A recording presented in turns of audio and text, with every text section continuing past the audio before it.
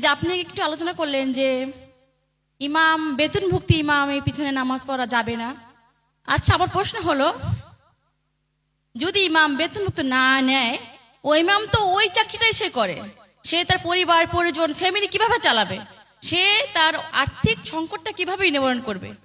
এই মাধ্যমটা আমি জানতে চাচ্ছি।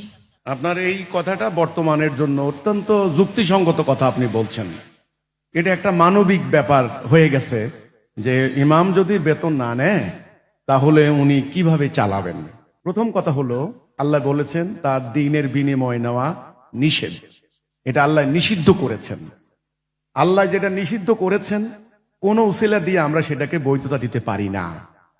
ধরুন, এখন ব্যাংকে লক্ষ লক্ষ কর্মকর্তা কর্মচারী, তারা সুদভিত্তিক অর্থনীতির উপরে সংসার চলে, তারা লেখাপড়া করেন এই উদ্দেশ্যে ব্যাংকিং সেক্টরে চাকরি করার জন্য। এখন যদি আপনি আমাকে বলেন যে আপনি যে বললেন সুদ হারাম, তাহলে এই ব্যাংকের কর্মচারী কর্মকর্তারা কি করে খাবে? যুক্তি, তাই বলে কি সুদ কি জায়েজ হয়ে যাবে? নো, জায়েজ হবে না। তাহলে কি করণীয়? করণীয় হচ্ছে আসলে মুসল্লি যে কাজ করেন ইমাম সাহেবও সে কাজ করবেন। কারণ মুসল্লির জন্য নামাজ ফরজ, ইমাম সাহেবের জন্য নামাজটা ফরজ। 15 মিনিট যদি মুসল্লির লাগে, ইমামেরও 15 মিনিট লাগে। তো কাজেই মুসল্লি যদি শিল্প, কর কারখানা, ফ্যাক্টরি, ক্ষেত খামারে, ব্যবসা বাণিজ্যে কাজ করতে পারেন, তাহলে ইমাম সাহেব কেন পারবেন না? আজকে আমাদের গাজী ভাই যোগদান করেছেন, উনি একজন মাওলানা হাফেজ, একটা ফার্ম করেছেন।